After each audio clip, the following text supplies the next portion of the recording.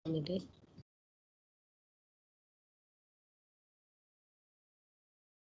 सुन है, initial state and final state. Final state minus initial state गरेर यसको change हेर्ने गरिन्छ। फर इक्जाम्पल डेड टी हैन, चेन्ज इन टेम्परेचर यसरी के गरिन्छ, मेजर गरिन्छ। एब्सोल्युट भ्यालु भन्दा नि स्टेट फंक्सनलाई यसरी मेजर गरिन्छ भनेर हामीले पढेको है। त्यहाँ इम्पोर्टेन्ट कुरा त्यही हो। अब हामी केही पढ्छौँ थर्मोडायनामिक प्रपर्टिज भनेर है।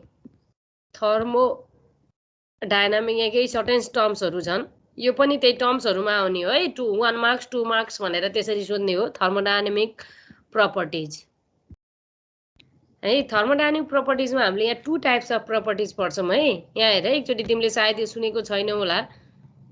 एउटा छ one is extensive properties, extensive properties.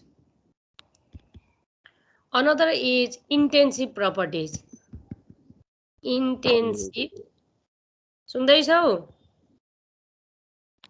Hello, thermodynamic properties हामी 2 टाइप्स अफ प्रपर्टिज पढ्छौँ। एउटा पढ्छौँ इन्टेन्सिभ प्रपर्टिज, अर्को पढ्छौँ एक्सटेन्सिभ प्रपर्टिज। नामबाट छ हेर है, एक्सटेन्सिभ भनेको एक्सटेन्ट हुने टाइपको के, जस्तो those thermodynamic properties which value, जसको भ्यालु चाहिँ which value depends on the amount of substance के। यहाँ हेर है, एक्सटेन्सिभ भनेको कस्तो भने, एक्सटेन्सिभ सुन है, एक्सटेन्सिभ प्रपर्टिज भनेको which value depends on amount of substance. Amount भनेपछि नम्बर अफ मोलमा पनि डिपेन्ड हुने भयो। Amount of substance is called extensive properties.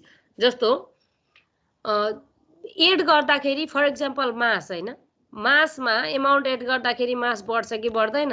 बढ्छ नि त हैन। त्यस्तै गरी number of mole, amount which depends on the amount of substance or number of moles भनेर भन्दाखेरि नम्बर अफ मोल आफै पनि extensive properties. Mass extensive property, mass add गर्दाखेरि के हुने भयो? एड हुने भयो। नम्बर अफ मोल, अब मास डिपेन्ड भएपछि भोल्युम डिपेन्ड हुने भइहाल्यो हैन। भोल्युम पनि एमाउन्ट अफ सब्सटेन्समा के हुन्छ? डिपेन्ड हुन्छ है। त्यस्तै गरेर जति पनि मैले एनर्जीको टर्म्सहरू अब हामी पढ्छौँ बिस्तारै, एनर्जीका टर्म्सहरू जस्तो इन्टर्नल एनर्जी है, internal energy denote by E, हामी युजली ई लेख्छौँ हैन। त्यस्तै हामी पढ्छौँ इन्थाल्पी भनेर पढ्छौँ, इन्थाल्पीलाई यसले डिनोट गर्छौँ है। त्यस्तै गरेर इन्ट्रोपी भनेर हामी पढ्छौँ, इन्ट्रोपीलाई यसले डिनोट गर्छौँ। त्यस्तै गरेर फ्री एनर्जी भनेर पढ्छौँ, गिभ्स फ्री एनर्जी। यी सबै एनर्जीका टर्म्सहरू सबै एक्सटेन्सिभ प्रपर्टिज हुन् के।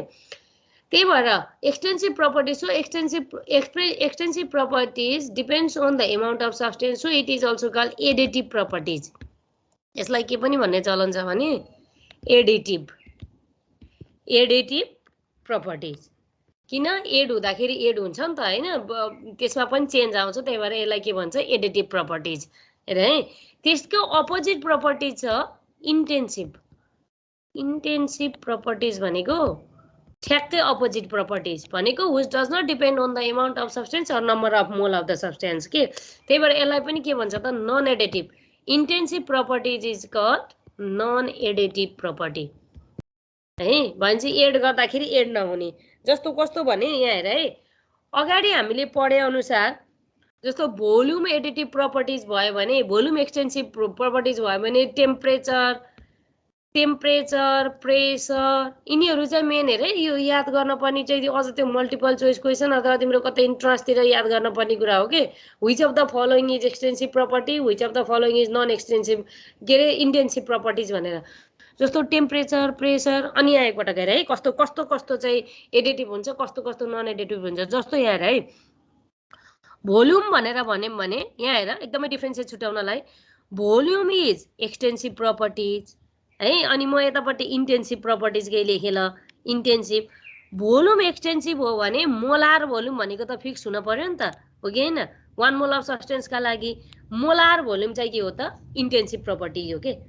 जस्तो हेर है, ठ्याक्कै के इन्थ्याल्पी भनेर भन्यौँ भने यो एक्सटेन्सिभ प्रपर्टी भने इन्टेन्सिभ के हुन पर्यो त? मोलार। जेमा मोलार आउँछ नि 1 मोलका लागि भयो भने चाहिँ त्यो इन्टेन्सिभ भयो के। त्यही भएर हो यहाँनिर हो कि डिफ्रेन्सिएट चाहिँ मेन। जस्तो गिभ्स फ्री एनर्जी भनेर भन्यो भने हामीले भन्दाखेरि यता मोलार फ्री एनर्जी, फेरि फ्री एनर्जी पनि, free energy measured for the 1 mole of substance हामी पढ्छौँ पछाडि। मोलार फ्री एनर्जी पनि के भयो त? इन्टेन्सिभ भयो। जेमा मोलार आउँछ कि, जस्तो यहाँ हेर है, सिम्पली भन्नुपर्दा हिट क्यापासिटी, हिट क्यापेसिटी मात्रै भनौँ भने यो एक्सटेन्सिभ प्रपर्टी हो, तर स्पेसिफिक हिट क्यापेसिटी भन्यो भने यो इन्टेन्सिभ प्रपर्टी हो के, स्पेसिफिक हिट क्यापेसिटी। यसरी डिफ्रेन्सेस पत्ता लगाउने के है। जस्तो इन्ट्रोपी, एनर्जीको टर्महरू, एनर्जी, इन्ट्रोपी हैन, volume, number of mole, mass are extensive properties, but molar सबैको मोलार छ भने त्यो मोलार सबै के हो त इन्टेन्सिभ प्रपर्टी हो है। यहाँ डिफ्रेन्सेस पनि differentiate between intensive and extensive properties भनेर धेरै पटक सोधेको क्वेसन हो एक्सटेन्सिभ र इन्टेन्सिभ प्रपर्टिजमा है। दिस इज अब जस्तो डिफ्रेन्सेस आयो भने 2 मार्क्समा सोध्छ धेरै होइन, दुईटा पोइन्ट लेख्ने अनि एक्जाम्पल लेख्ने के, एउटा डेफिनेसन, अर्को तिमीले त्यो एडिटिभ र नन एडिटिभ के भन्छ, अनि त्यसपछि एक्जाम्पल लेखिदेऊ अनि पुग्यो। एक्जाम्पलमा 2-3टा त्यसरी आयो भने त 1-2टा एक्जाम्पल लेखिदियो भने पुगिहाल्यो है। अब अर्को एउटा टर्म छ, यो त जानेको पनि होला हो तिमीहरूले, इन्टर्नल एनर्जी। इन्टर्नल एनर्जी सुनेको छ इन्टर्नल एनर्जी? आइयुपिएसीले त इन्टर्नल एनर्जीलाई युले रिप्रेजेन्ट गर भन्छ हैन। एनर्जी भएको भएर टोटल एनर्जी, त्यही भएर हामी चाहिँ ई लेख्दै जान्छौँ। यहाँ युजली बुकहरुमा ई लेखेको पाइन्छ है। इन्टर्नल एनर्जी भनेको थाहा छ तिमीहरूलाई? थाहा छ भने भन्दै अलिअलि सुनेछौ भने। इन्टर्नल एनर्जी थाहा छ कसलाई आएर त्यहाँ? तिमीलाई थाहा छ के होला? खै मैम गेस गरे, गेस मात्र हो अब थाहा छैन। ल भन न गेस पनि के हो, गेस पनि के हो भन नि त। अब कुनै सब्स्टेन्समा भएको मोलिक्युलको टोटल काइनेटिक एनर्जी भनेको कि?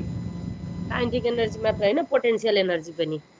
इन्टर्नल एनर्जी भनेको इन्टर्नल हेर, इन्टर्नली सिस्टममा भएको। सिम्पली हामी यहाँ सिस्टम र सराउन्डिङ पढ्दैछौँ भने अब सिस्टम के, सिस्टमको कुरा गरौँ कि सबै टाइपको एनर्जी के भनेको all kinds of potential energy plus a kinetic energy included in a system. सिस्टममा भएको एनर्जी के इज कल्ड इन्टर्नल एनर्जी भनेको the sum of all kinds of energy containing in a system is internal energy. के सम्म possible energy हुन सक्छ के सम्म पोसिबल एनर्जी हुन सक्छ? ल सपोज केमिकल रियाक्सनमा हेर्यौँ भने, सपोज एउटा केमिकल रियाक्सनमा हेर्यौँ भने रियाक्टेन्ट मलिक्युल हुन्छ अनि प्रोडक्ट मलिक्युल हुन्छ हो कि हैन? ल त्यही केमिकल रियाक्सनको टर्ममा भनौँ न, हामी केमिस्ट्रीमा छौँ भने त्यसमा हुन सक्ने पोसिबल एनर्जी के हो? काइनेटिक एनर्जीको फर्ममा, पोटेन्शियल एनर्जीको फर्ममा, जे भन है। जस्तो मलिक्युलहरू एकअर्कामा कोलाइड हुन्छ, रियाक्टेन्ट मलिक्युल, भाइब्रेसनल एनर्जी। हेर है, मलिक्युलको बिचमा रोटेसन पनि हुन्छ भनिन्छ, रोटेसनल एनर्जी। हामी पछाडि पढ्छौँ यस्तो त रोटेसनल एनर्जी, भाइब्रेसन त अलिकति हायर लेभलको स्पेक्ट्रोस्कोपिक भनेर पढ्छौँ। सिम्पली हुन्छ मलिक्युलमा भाइब्रेसन हुन्छ, रोटेसन पनि हुन्छ मलिक्युलहरू है। त्यस्तै गरेर ट्रान्सलेसनल एनर्जी हुन्छ मलिक्युलको बिचमा। भनेको एउटा सब्सटेन्सबाट अर्को, अझ ट्रान्सलेसन भनेको त एउटा एलोट्रपबाट अर्को एलोट्रपमा चेन्ज हुनेलाई ट्रान्सलेसनल भन्छ। पोसिबल एनर्जी के भएभरको है। अर्को हुन्छ इलेक्ट्रोनको बिचमा पनि एनर्जी हुन्छ, इलेक्ट्रोनिक एनर्जी है। अब बोन्डको बिचमा त एनर्जी भइहाल्छ, बोन्ड एनर्जी। के छ? बोन्ड एनर्जीलाई पोटेन्शियल एनर्जीको फर्ममा राखिन्छ। यी vibrational energy, rotational energy, these are kinetic energy हैन। त्यस्तै गरेर मलिक्युलको बिचमा फोर्स अफ एट्र्याक्सन हुन्छ हो कि हैन? इन्टरमलिक्युलर फोर्स अफ एट्र्याक्सन एनर्जीलाई इआईले डेनोट गरिदियो। टोटल एनर्जी तिमीले के पोसिबल एनर्जी गर्न सक्छौ? All kinds of possible energy including kinetic energy and potential energy is called internal energy of the system के। ल इभी भनेको vibrational energy, rotational energy, translational energy, electronic energy, bond energy, intermolecular interaction, intermolecular force of attraction energy, all kinds of possible energy. बुझ्यो नि? That is called internal energy of the system. And अगाडि पनि पढेको हामीले धेरै पटक question सोधेको छ, why internal energy of the system is state function भनेर। बुझ्यो नि हैन? स्टेट फंक्सनको जे सोधे पनि त्यही हो। स्टेट फंक्सनको why it is state function भनेर केहीलाई तोकेर सोध्यो भने because it does not depend on the path, it depends on the initial state and final state of the system के। Internal energy also depends on the initial state and final state of the system. So internal energy is also state functions. बुझ्यो नि? So its change is measured भनेर हामीले del E equals to final internal energy minus initial internal energy गरेर E2 minus E1 गरेर major गर्छौँ internal energy. बुझ्छौ नि हैन? All kinds of possible energy.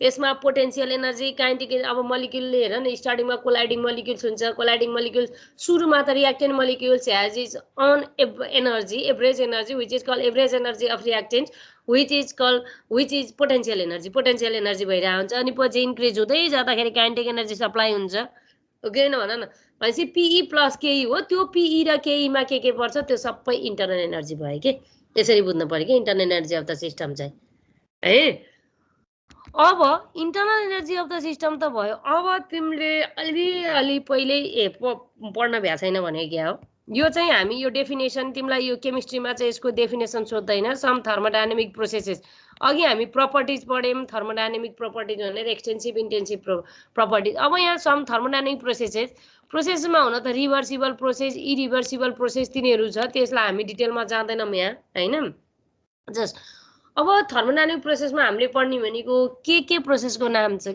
Depending on the variable different variables के जस्तो टेम्परेचर के छ प्रेसर के छ भोल्युम के छ त्यसमा त्यो अनुसार के कस्तो भने जस्तो अब तिमीले अलिअलि सुन्या होला आइसोथर्मल प्रोसेस एउटा आइसोथर्मल प्रोसेस भयो यहाँ म सर र यिनीहरूको मात्रै भन्छु आइसोथर्मल प्रोसेस भनेको thermodynamic process in which isothermal भनेपछि के कन्स्टेन्ट रहन पर्यो ल भन त आइसोथर्मल प्रोसेसमा के कन्स्टेन्ट हुन पर्यो the thermodynamic process in which temperature remains constant temperature remains constant temperature constant गर्नको लागि त्यहाँ हिट सप्लाई पनि हुन सक्छ हिट रिमुभ पनि हुन सक्छ हैन त्यही भएर यसको बेलामा टेम्परेचर रिमेन्स कन्स्टेन्ट भनेको at which dt equals to 0 temperature remains constant but dq मैले q भनेर हेडलाई डिनोट गरे भने dq does not equal to 0 है heat does not remain constant हो यसरी के आइसोथर्मल प्रोसेस यसको तिमीलाई डिस्क्रिप्सन चाहिदैन तिमीले फिजिक्समा गयो भने त यसको डिस्क्रिप्सन नै पढ्छु just at which temperature remains constant that is isothermal process म यसको सरर भन्दैछु है अर्को प्रोसेस छ एडियाबेटिक प्रोसेस कस्तो अरे एडियाबेटिक प्रोसेस भनेको थाहा छ एडियाबेटिक प्रोसेस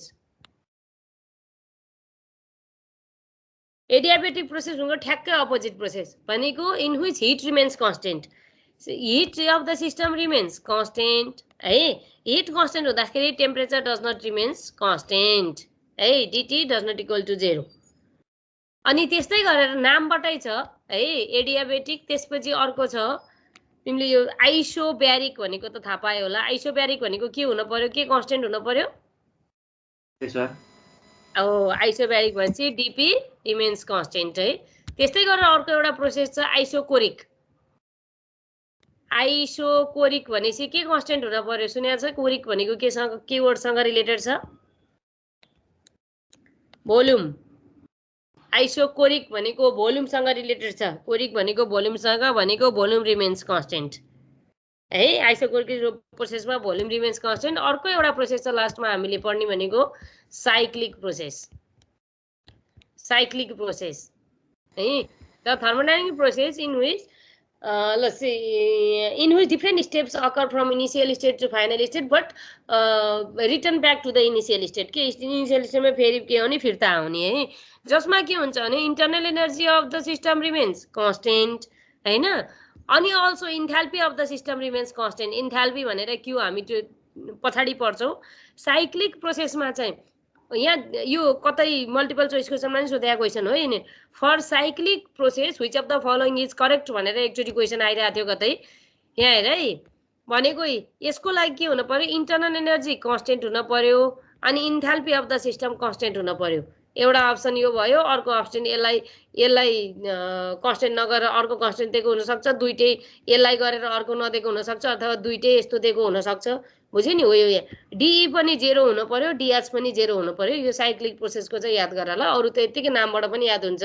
आइसोथर्मल DT 0 हुन्छ अनि आइसो के रे एडियाबेटिकमा DQ 0 हुन्छ आइसोब्यारिक भनेपछि DP 0 हुन पर्यो आइसोकोरिक भनेपछि DB 0 हुन पर्यो त्यसका लागि मात्र इम्पोर्टेन्ट छ यो अनि फर साइक्लिक प्रोसेसमा चाहिँ साइक्लिक प्रोसेसमा DE र अनि DH को भ्यालु के हुन पर्यो 0 हुन पर्यो साइक्लिक प्रोसेस चाहिँ है अब हामीले यो भन्दा पछाडी अब हामीले खासमा फर्स्ट ल अफ थर्मोडायनामिक्स पढ्छौं त्यो भन्दा अगाडि अलिकति साइन कन्भेन्सन हेर है साइन कन हजुर आइसोकोरिक भन्ने वर्ड चाहिँ कसरी भोल्युमसँग रिलेट भयो?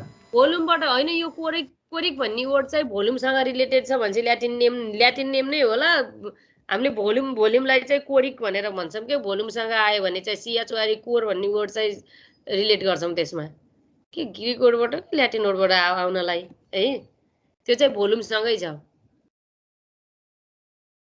ल यहाँ हेर है, अब हामीले फर्स्ट ल अफ थर्मोडायनामिक्स पढ्नुभन्दा अगाडि यसको केही साइन कन्भेन्सन हेर्छौँ है। साइन कन्भेन्सन यहाँ एकदमै ध्यान देऊ है, यो साइन कन्भेन्सन चाहिँ हामीले जान्नै पर्छ। जस्तो साइन कन्भेन्सन पनि हामीले ओक्डनको साइन कन्भेन्सन हेर्न खोजे हो यहाँ खासमा होइन। यहाँ केमिस्ट्रीमा चाहिँ हामीले हिट र ओक्डनको हेर्छौँ। तिमीले अलिअलि सुने होला, ओक्डन बाई द सिस्टम भयो भने के हुन्छ, अनि ओक्डन अन द सिस्टम भयो भने साइन के हुन्छ भनेर, नेगेटिभ साइन आउँछ कि पोजिटिभ साइन आउँछ भनेर पहिला हिटको पनि हेरौँ ल यसमा। जस्तो सिस्टम र सराउन्डिङ छ यहाँ हेर है। सपोज सिस्टम र सराउन्डिङ छ, ग्यास स्टेटकै कुरा गरौँ न। तिमीहरूले त फिजिक्समा त ग्यासको कुरा गरिरहेको हुन्छ ल सपोज है। यो सपोज यो सिस्टम हो होइन। यो सिस्टमले हिट एब्जर्ब गर्यो। सिस्टमले हिट एब्जर्ब गर्यो भने क्यूको भ्यालु पोजिटिभ हुन्छ कि नेगेटिभ हुन्छ? If heat is absorb by the system at that time हामीले क्यूलाई पोजिटिभ लेख्छौँ। हेर, if heat is absorb by the system Q is positive भनेपछि, अनि हिट निक्लियो भने चाहिँ इभल्भ भएको हिट छ भने चाहिँ if heat is remove by the system भनेको heat is evolve by the system भयो भने क्यूको भ्यालु नेगेटिभ आउँछ है। यति कुरा त यो नर्मल छ। If heat is absorb by the system, सिस्टमले हिट एब्जर्ब गर्यो भने क्यूको भ्यालु पोजिटिभ हुन्छ। याद गर है, यो भ्यालु हामीले अहिले फर्स्ट लमा हामीले डिराइभ गर्दा निकाल्छौँ। हिट सिस्टमले हिट एब्जर्ब गर्यो भने क्यूको भ्यालु पोजिटिभ आउनु पर्यो। If heat is released by the system, सिस्टमबाट हिट गयो भने चाहिँ त्यो के हुनु पर्यो, क्यूको भ्यालु नेगेटिभ हुनु पर्यो। यो चाहिँ हिटको कुरा भयो। अब अर्को आयो ओक्डनको कुरा। ओक्डन हेर है, ओक्डनको कुरा के हुन्छ। हामीले सिम्पली ओक्डन यो केसमा यो तिमीले यो ओक्डनको कुरालाई हामीले हिट र भोल्युमसँग रिलेटेड राखेर हेर्छौँ। यहाँ हिटको कन्सेप्टमा चाहिँ हामीले गर्छौँ इफ एनर्जीको टर्ममा बोल्छौँ कि हामीले चाहिँ यहाँ इफ वर्क है। हामीले यहाँ भोल्युमतिरबाट जाँदैनौँ, भोल्युमतिर हेर्दा ठ्याक्क अपोजिट हुन्छ यो केसमा। यहाँ हेर है, कन्ट्र्याक्सन र के कम्प्रेसन र एक्सपान्सनको कुरा हुन्छ नि होइन। इफ यहाँ हेर है, work is done on system, on के अन सिस्टममा भनेको है। यदि तिमीले सिस्टममा काम गर्यौ भने यहाँ हेर, if work is done on system. यहाँ हेर है, यो खासमा फिजिक्स र केमिस्ट्रीमा के फरक छ यहाँनिर भनेको, तिमीले फिजिक्समा भोल्युम थ्रु हेर्छौ, भोल्युमबाट हेर्छौ, हामीले यहाँ एनर्जीबाट हेर्छौँ। यहाँ हेर है, हामीले माथि हिटको कुरा लेखेको छ, एकदमै ध्यान देऊ है। यो चाहिँ यो फिजिक्समा ठ्याक्कै अपोजिट भनेर पढ्छौ तिमीले। जस्तो यो ग्यास स्टेट छ, यहाँ पिस्टन छ ल, हो कि होइन। सिस्टममा काम गर्नु भनेको work is done on system भनेको यो पिस्टनलाई यता धकेल्नु हो कि होइन, हो नि होइन। यी बाहिरबाट काम गर्नु भनेको सिस्टममा काम गर्नु भनेको पिस्टन यता धकेल्नु हो भनेपछि यसको भोल्युम कम्प्रेस हुन्छ। यसको भोल्युम कम्प्रेस भएपछि भोल्युम डिक्रिज भयो, त्यही भएर ओक्डन के लेखिन्छ, नेगेटिभ लेखिन्छ यदि भोल्युम थ्रु हेर्दाखेरि। तर एनर्जीको टर्ममा हेर्दाखेरि हामीले केमिस्ट्रीमा एनर्जीको टर्ममा पढ्छौँ। ध्यान देऊ यो कुरा, मैले यस्तो विचार गरेर बोलिरहेको छु। यो कुरा तिमीले फिजिक्समा ठ्याक्कै अपोजिट टर्म पढ्छौ कि यसको। If work is done on the system energy of the system is increase. यदि तिमीले सिस्टममा काम गर्यौ भने सिस्टमको एनर्जी इन्क्रिज हुन्छ, so work done is return as positive. हामीले चाहिँ in the form of energy work done is return as positive. त्यही भएर यहाँ हामीले के भनेर पढ्छौँ भने if work is done on the system, डब्लुलाई हामीले पोजिटिभ लेख्छौँ। If work is done by the system, सिस्टमले काम गर्यो भने चाहिँ energy of the system is decrease, energy चाहिँ डिक्रिज हुन्छ, त्यसले काम गरिरहेछ नि त, त्यही भएर एनर्जी डिक्रिज हुन्छ, सो वर्क इज नेगेटिभ भनेर लेख्छौँ। बट इन दिस केस, यो केसमा के हुन्छ भने ठ्याक्कै अपोजिट हुन्छ। If work is done on the system भयो भने यो पिस्टन माथि धकेलिन्छ, भोल्युम एक्सपान्सन हुन्छ, अनि भोल्युम के हुन्छ, इन्क्रिज हुन्छ, अनि ओक्डन के लेख्छौँ हामीले, पोजिटिभ लेख्छौँ के। यो कुरा केही बुझ्यौ? यो एकदमै बुझ्न पर्ने कुरा हो साइन कन्भेन्सन। अझ स्पेशली हिटको त के हुन्छ, if heat is absorb to the system, यो त जहाँ पनि हो हिट के हुन्छ, पोजिटिभै हुन्छ, अनि इभल्भ भयो भने नेगेटिभ लेखिन्छ, यो त हामीलाई थाहा छ। बट वर्कको केसमा in case of energy term, if work is done on the system, energy of the system is increased, work is written as positive. वर्कलाई हामीले पोजिटिभ लेखिन्छ if work is done by the system so work is negative है work return is negative कुरा बुझ्दैछौ नि हैन हामी केमिस्ट्रीमा यही work डनलाई positive नै on the system भयो भने पोजिटिभ बाई द सिस्टम भयो भने नेगेटिभ लेख्छौँ है यो तिमीले कतै फिजिक्समा पढ्न भ्याएका त छैनौ नि हैन छैन है यो कुरा चाहिँ याद गर है फिजिक्समा चाहिँ तिमीले ठ्याक्क अपोजिट एनर्जीको टर्ममा पढ्दैनौ भोल्युमको टर्ममा पढ्छौ फिजिक्समा पढ्दाखेरि ठ्याक्क अपोजिट है if work is done on the system भयो भने सिस्टममा काम गरेको भनेको पिस्टनलाई धकेलेको हो वर्क डनलाई तिमीले नेगेटिभ लेख्छौ त्यति बेला भोल्युम कम्प्रेस कन्ट्र्याक्ट भयो भनेर अनि भोल्युम एक्सपान्ड भयो भन्छौँ work is done by the system भयो भने पिस्टनलाई माथि धकेलेको भोल्युम एक्सपान्सन भएको लेख्छौ त्यो भोल्युम एक्सपान्ड भएपछि भोल्युम इन्क्रिज भएपछि वर्क डन पनि पोजिटिभ हुन्छ भनेर लेख्छौ है त्यति बेला चाहिँ ठ्याक्क अपोजिट चाहिँ यहाँ लेख्छौँ क्या हामीले हजुर उता चाहिँ त्यो अब्जेक्टले चाहिँ वर्क डन गरेको हेरिन्छ यहाँ चाहिँ सिस्टमले काम गरेको हेर्ने हो यहाँ पनि त्यही हो सिस्टममा काम गरेको हो कि सिस्टमले काम गरेकै हेर्ने हो सिस्टमले काम गर्दाखेरि एनर्जी सिस्टमको एनर्जी घट्दै जान्छ आफूले काम गरेपछि सराउन्डिङमा काम गर्दै जान्छ अनि एनर्जी घट्दै जान्छ भनेर अझ यसलाई डिटेलमा प्रुभ गर्छ अझ सेकेन्ड लबाट हामी मजाले प्रुभ गर्छौँ कसरी काम भइरहेछ भनेर त्यहाँ चाहिँ भोल्युमको कुरा हेर्छौँ क्या फिजिक्समा त्यति हो है जस्ट यति बुझ work on the system chemistry भन्ने हामी पढ्ने बित्तिकै एनर्जीको टर्ममा पढिरहेछौँ अन द सिस्टम भयो भने पोजिटिभ हुन्छ सिस्टमको एनर्जी बढ्छ अनि बाई द सिस्टम भयो भने नेगेटिभ हुन्छ त्यति चाहिँ बुझ न है हो यति बुझेर हामी यहाँ फर्स्ट लको अलिकति डिराइभ गर्न खोज्दैछौँ क्या यो चाहिँ नबुझिकन डिराइभ गर्न सक्दिनँ फर्स्ट ल अफ थर्मोडायनामिक्स के हो यो त कतै पढेको छौ कतै यो सुनेको थियौ थर्मोडायनामिक्स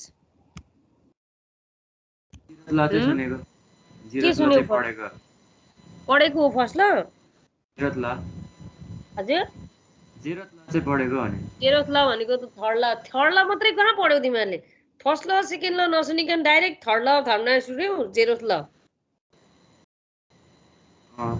त्यो त थर्ड ल हो नि ल फर्स्ट ल अफ अब थाहा पाउँछौ तिमीहरूले यसको के हो first law of thermodynamics is also called law of conservation of energy law भन यो भनेको के हो यो त सबैलाई थाहा छ नि यही त हो नि first law of conservation of energy के हो यो पहिले नै पढेको energy can neither be created nor be destroyed but can be सबैलाई थाहा छ फर्स्ट ल सबैलाई 8 कक्षादेखि पढ्दाखेरि जम्मैलाई थाहा छ first law of conservation of energy कसलाई थाहा छैन है energy can neither be created nor be destroyed but it can be transfer from one form to another form यही हो फर्स्ट ल है first law of thermodynamics statement what is the statement of the first law of first law of thermodynamics and what is its limitation भनेर एउटा limitation सोध्छ क्या यसको बुझ्यो नि होइन भनेपछि फर्स्ट लले के भन्दो रहेछ energy can neither be created nor be destroyed but it can अथवा total energy of the system is conserved सिस्टमको केसमा total energy of the system is conserved भनेर पनि भन्न सकिन्छ यसलाई होइन अझ यसलाई हामीले अझ सिस्टम मात्रै नभनौँ हामी जस्तो सिस्टम र सराउन्डिङ दुइटै भनिरहेछ सिस्टम प्लस सराउन्डिङ छ भने दुइटै लिउँ न सिस्टम र सराउन्डिङ दुइटैलाई लिनलाई एउटा वर्ड काफी छ नि universe total energy of the universe is conserved के युनिभर्समा टोटल सिस्टम र सराउन्डिङको एनर्जी के हुन्छ कन्जर्भ हुन्छ अब यो कसरी हुन्छ हेर है फर एक्जाम्पल अब energy can neither be created nor be destroyed भनिरहेछ होइन but it can be transfer from one form to another form है भनेपछि फर एक्जाम्पल के हुनसक्छ ल यसको एक्जाम्पल भन त वन फर्मबाट अर्को फर्ममा चेन्ज गर्न सकिन्छ एनर्जी भन्ने कुराको एउटा एक्जाम्पल भन त कसैले भन्छौ भने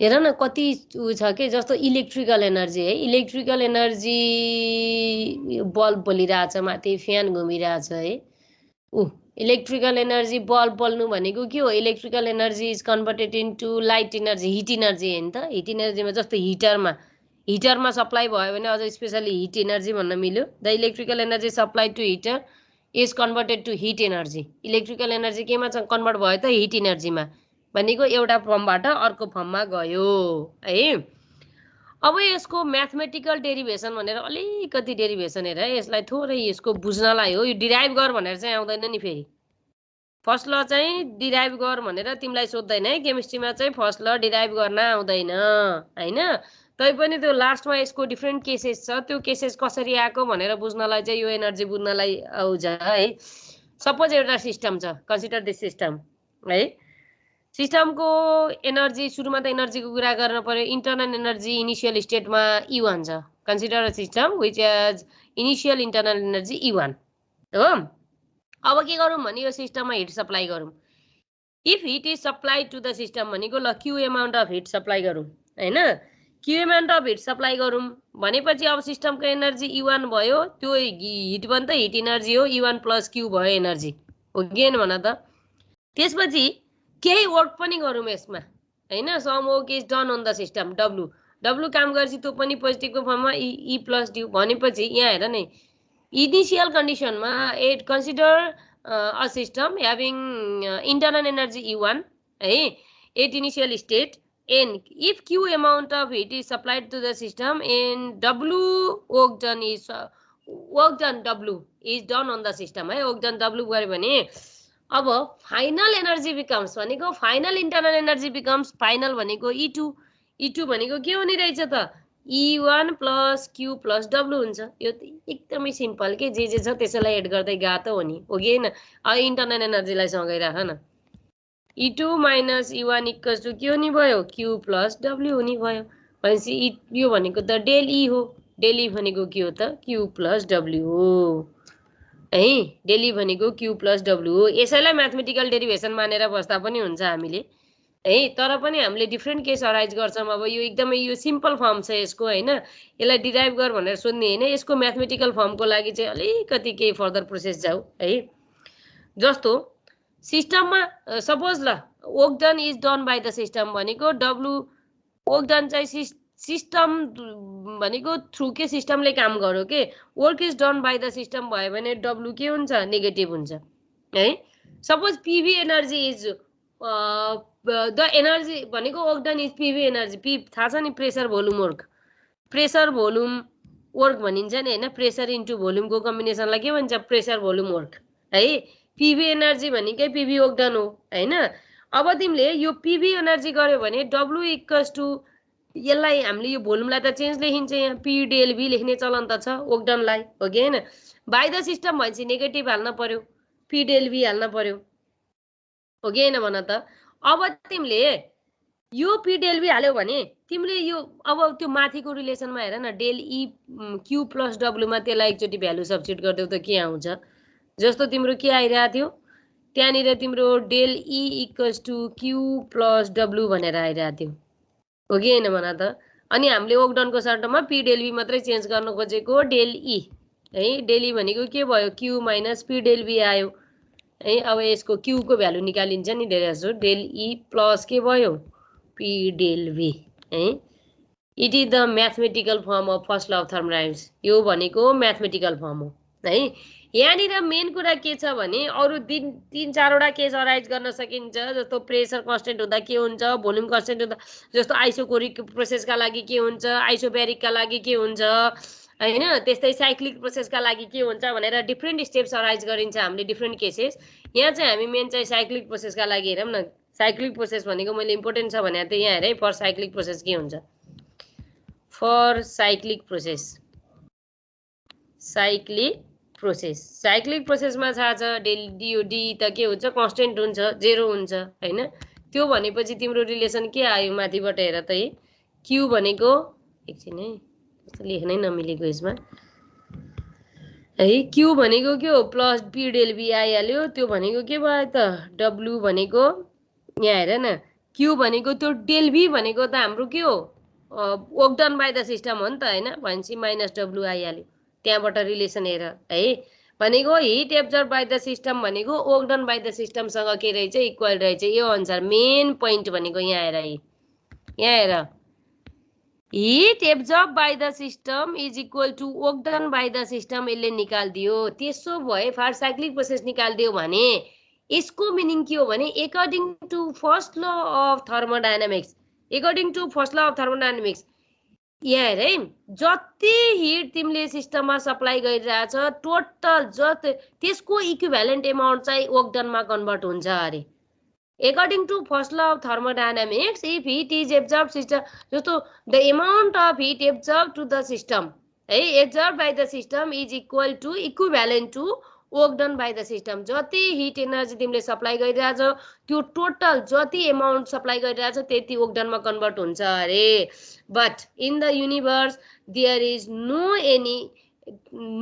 any machine which has 100% thermodynamic efficiency भनेर हामीले पढेकै छ ओके भन त थर्मोडायनामिक इफिसियन्सी को कुनैको 100% थर्मोडायनामिक इफिसियन्सी हुन्छ त जति हिट एब्जर्ब गरिरहेछ त्यति नै त जस्तो इलेक्ट्रिकल एनर्जी यहाँ हेर न according to first law of thermodynamics total energy of the system remains total energy of the universe remains constant. That is energy can neither be created nor be destroyed, but it can be transferred from one form to another.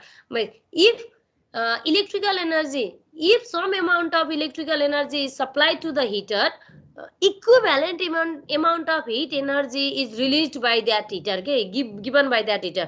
भनेको हिटरले ठ्याक्कै electrical energy जति supply गर्छ त्यति नै hit एनर्जीमा convert हुन्छ अरे तर पनि हामीले के भनेको छ there is no any machine in the universe which has 100% efficiency के it is the limitations of first law first लले भन्नलाई q equals to minus w हुन्छ भन्यो जति हिट एनर्जी सप्लाई गरिरहेछ त्यो सिस्टमले योगदानमा कन्भर्ट हुन्छ भन्यो तर यो पोसिबल त छैन नि त पोसिबल छ त छैन है यो चाहिँ के हो त फर्स्ट लको लिमिटेशन्स हो लिमिटेशन निकाल्नको लागि यत्रो धेरै कुरा गरेको बुझ्यौ त्यही हो main what is it's limitation भन्यो भने मेन अरु पनि छन् सेकेन्ड ल पढ्दाखेरि त त्यसका लिमिटेशन्स कति आउँछन् स्पोन्टेनियस प्रोसेसको एक्सप्लेन गर्दैन त्यसले युनिडाइरेक्सन नेचरको एक्सप्लेन गर्दैन त्यो हामी पढ्दै जान्छौं हैन अहिले जस्ट एउटा लिमिटेशन भनेको एउटा स्टेट द फर्स्ट ल भयो लिमिटेशन्स भनेको there is according to first law of the thermodynamics machine has 100% efficiency which is not possible